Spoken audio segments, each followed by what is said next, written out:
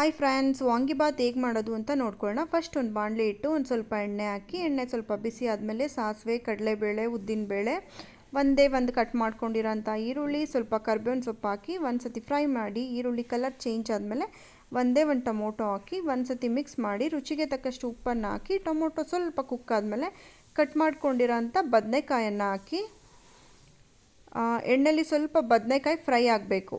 ಬದನೆಕಾಯಿ ಸ್ವಲ್ಪ ಬೆಂದಮೇಲೆ 2 table spoon ಆಗೋಷ್ಟು ನಾನು MTR ವಾಂಗಿಬಾತ್ ಪೌಡರನ್ನು ತೊಗೊತಾ ಇದ್ದೀನಿ. ವಾಂಗಿಬಾತ್ ಪೌಡರನ್ನು ಹಾಕಿ ಒಂದು ಸತಿ ಮಿಕ್ಸ್ ಮಾಡಿ, ಹುಣಸೆಹಣ್ಣಿನ ರಸ ಹಾಕ್ಕೊಬೇಕು. ಒಂದು ಸ್ವಲ್ಪ ಹುಣಸೆಹಣ್ಣಿನ ರಸ, ಒಂದು ಟೊಮೊಟೊ, ಒಂದು ಸ್ವಲ್ಪ ಹುಣಸೆಹಣ್ಣಿನ ರಸ ಹಾಕ್ಕೊಳ್ಳಿ, ಟೇಸ್ಟ್ ಚೆನ್ನಾಗಿರುತ್ತೆ.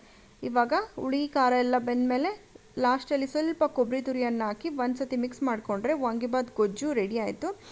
ಇವಾಗ ಆಲ್ರೆಡಿ ನಾವು ಕುಕ್ ಮಾಡ್ಕೊಂಡಿರೋಂಥ ರೈಸನ್ನು ಹಾಕಿ, ನಾವೇನು ಗೊಜ್ಜು ಮಾಡ್ಕೊಂಡಿರ್ತೀವಲ್ಲ ಅದು ಹಾಕಿ ಮಿಕ್ಸ್ ಮಾಡಿಕೊಂಡ್ರೆ ರುಚಿಯಾದ ವಾಂಗಿಬಾತ್ ರೆಡಿ. ಆ್ಯಂಡ್ ನೀವಿನ್ನೂ ನನ್ನ ಚಾನಲ್ಗೆ ಸಬ್ಸ್ಕ್ರೈಬ್ ಮಾಡಿಲ್ಲ ಅಂದರೆ please subscribe and follow to my channel. Next ಬ್ಲಾಗಲ್ಲಿ ಸಿಗ್ತೀನಿ. ಬಾಯ್.